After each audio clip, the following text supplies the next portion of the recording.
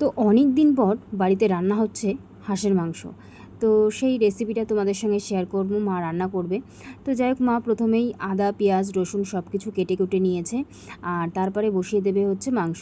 তো যাই হোক, এদিকে মাংসটা কেটে কুটে ধুয়ে টুয়ে মা পরিষ্কার করে নিয়েছে।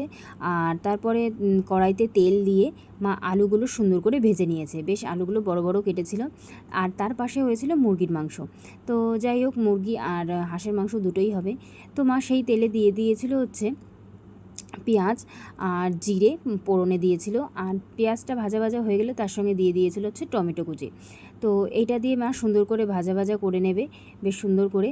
তো মাকে বলছিলাম যে হাঁসের মাংস কিন্তু অনেক দিন পরেই রান্না করা হচ্ছে। তো যাই হোক, আমি আগে ভালোই খেতাম, মাঝে প্রায় 2 বছর 3 বছর ঠিক এই মাংসটা খাওয়া হয় না। তো অনেক দিন পরেই বাড়িতে আনা হয়েছে। তো যাই হোক, মা ওই তেলে তখনই কিন্তু লবণ হলুদ জিরে মশলা সব কিছু দিয়ে দিয়েছে। আর কালারটা যেন কেন এরকম হয়েছে, যেহেতু এতে কাঁচা লঙ্কা দিয়ে আছে, তার জন্য একটু শুকনোর গুঁড়ো লঙ্কা দিয়ে দিয়েছিল যাতে কালারটা ভালো আসে। তো যাই হোক, এটা সুন্দর করে কষিয়ে নেবে মা। আর এই হাঁসের মাংস কিন্তু জাল প্রচুর লাগে, তো প্রেশার কুকারে মা দেবে না, এই কড়াইতেই বেশ সুন্দর করে অনেক টাইম ধরে কষানো হবে। কষিয়েই জলটা দিয়ে মানে অনেকক্ষণ সময় ধরে আর কি রান্না করবে। তা আমি তো জানি হাঁসের মাংস এমনি একটু শক্ত হয়, যেহেতু আগে খেয়েছি। আর কী বলো তো, হাঁসের মাংস খেতে কিন্তু ভালোই লাগে, যেহেতু মানে বেশ শক্ত শক্ত হয়, মাংসগুলো নরম হয় না, স্বাদটা একটু অন্যরকমই লাগে মুরগির মাংসর থেকে।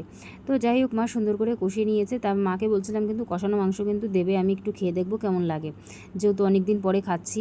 তো যাই হোক, মা কষানো মাংস দিয়েছিল, খেয়েছিলাম, সত্যি কথা বলতে খুবই ভালো আর টেস্ট লেগেছে। আর মায়ের হাতের রান্না, উফ কী বলবো, খুব স্বাদ। তো যাই হোক, এদিকে মা কষানো হয়ে গেলে তারপরে মা দিয়ে দিয়েছিল জল।